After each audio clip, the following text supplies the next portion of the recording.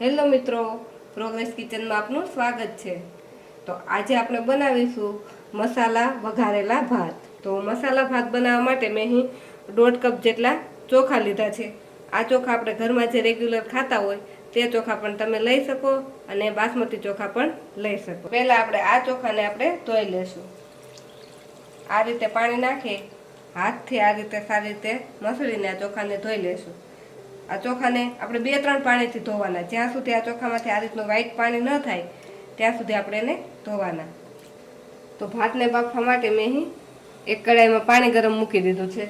પાણી આપણે થોડુંક વધારે લઈશું, તેમાં આપણે સ્વાદ પ્રમાણે મીઠું નાખી દઈશું અને 1 ચમચી જેટલું તેલ નાખી દઈશું। હવે તેમાં આપણે જે ચોખા ધોઈને રાખેલા છે તે નાખી દઈશું। હવે આ ભાતને આપણે એક વખત આ રીતે હલાવી લઈશું। આપણે ભાત જ્યારે પણ પાણીમાં નાખીએ ત્યારે એકવાર આ રીતે તેને ચલાવી લેવાના, એટલે ભાતના દાણા નીચે ચોંટે નહીં। તો આપણા ભાતને 3 થી 4 મિનિટ જેટલો સમય થઈ ગયો છે। હવે તેમાં આપણે અડધા કપ જેટલા વટાણા નાખીશું। વટાણા નાખવા ઓપ્શનલ છે, જો અત્યારે સિઝનમાં છે એટલે આપણે વટાણા નાખી શકીએ, પણ વટાણા ન હોય તો પણ ચાલે। તો હવે આ ભાતને આપણે મીડિયમ ગેસ પર 7 થી 8 મિનિટ માટે બફાવા દઈશું।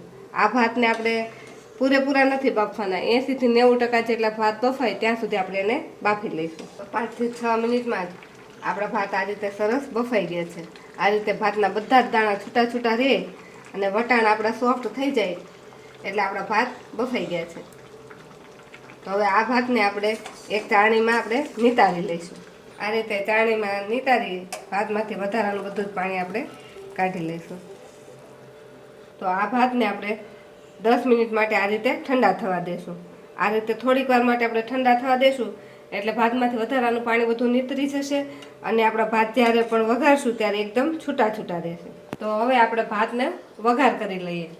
તો તેના માટે મેં અહીંયા બધા શાકભાજીને કટિંગ કરી લીધા છે। તેમાં લીધા છે મેં બટાકા, ડુંગળી, ગાજર, કોબીજ, કેપ્સિકમ અને ટામેટાં। ટામેટાં જે લીધા છે તે ટામેટાં કટિંગ કરતી વખતે તે અંદરનો જે સોફ્ટ ભાગ હોય તે મેં કાઢી નાખેલો છે। અને 2 નંગ તીખા મરચાંને આ રીતે મેં ઝીણા સમારી લીધા છે અને 1 ચમચી આદુને છીણીને લીધેલું છે। જો આ રીતે તમારે કટિંગ ન કરવું હોય તો આદુ મરચાંની પેસ્ટ પણ તમે વાપરી શકો। વઘાર માટે 2 સૂકા લાલ મરચાં લીધા છે, થોડાક લીમડાના પાન લીધા છે અને એક ભાતને ખાટો મીઠો ટેસ્ટ આપવા માટે 1 નંગ લીંબુ લીધું છે। વઘારેલા મસાલા ભાત બનાવવા માટે આપણે વઘાર કરીએ ત્યારે એક પોળા તળિયાવાળું વાસણ લેવાનું છે। તો આ રીતે મેં એક મોટી કડાઈ લીધી છે, તેમાં આપણે 3 થી 4 ચમચી જેટલું તેલ નાખીશું। તેલ ગરમ થાય એટલે તેમાં આપણે 1 ચમચી જીરું નાખીશું। આપણું જીરું સારી રીતે તતડી જાય એટલે તેમાં 2 સૂકા લાલ મરચાં નાખીશું અને આ લીમડાના પાન નાખીશું। અડધી ચમચી હિંગ નાખી આપણે જે મરચાં અને આદુની પેસ્ટ રાખી છે તે નાખીશું।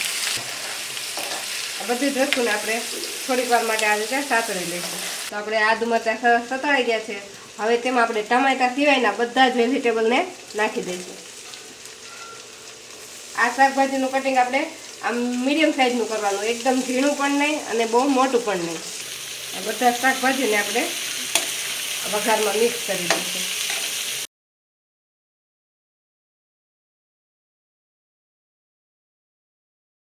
2 થી 3 મિનિટ જેટલો સમય થઈ ગયો છે અને આપણા બધા શાકભાજી એકદમ સરસ આવા સોફ્ટ થઈ ગયા છે। હાથેથી દબાવીએ તો તરત તૂટી જાય છે।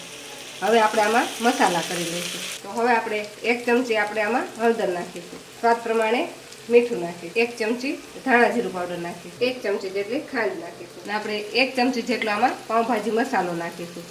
પાઉંભાજી મસાલો નાખવાથી આ મસાલા ભાતનો ટેસ્ટ એકદમ સરસ આવે છે। તો એની જગ્યાએ તમે ગરમ મસાલો પણ નાખી શકો। હવે આ બધા જ મસાલાને આપણે મિક્સ કરી દઈશું। હવે ફરીથી આપણે આને 1 મિનિટ માટે આ રીતે ચડવા દઈશું। 1 મિનિટ જેટલો સમય થઈ ગયો છે। હવે તેમાં આપણે 1 ચમચી લાલ મરચું પાવડર નાખીશું।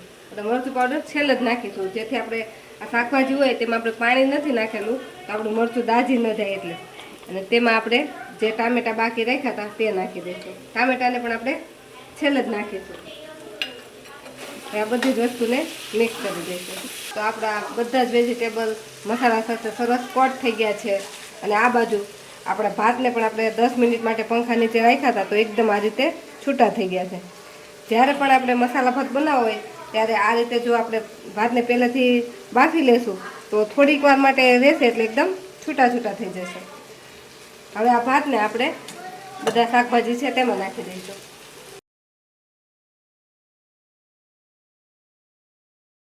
હવે આ બધી વસ્તુને આપણે મિક્સ કરી દઈશું. તો આપણા મસાલા ભાત બનીને રેડી થઈ ગયા છે. તેમાં આપણે એક લીંબુનો રસ નાખી દઈશું અને ઉપરથી લીલા ધાણા નાખી દઈશું. ધાણા નાખી આપણે આને મિક્સ કરી દઈશું.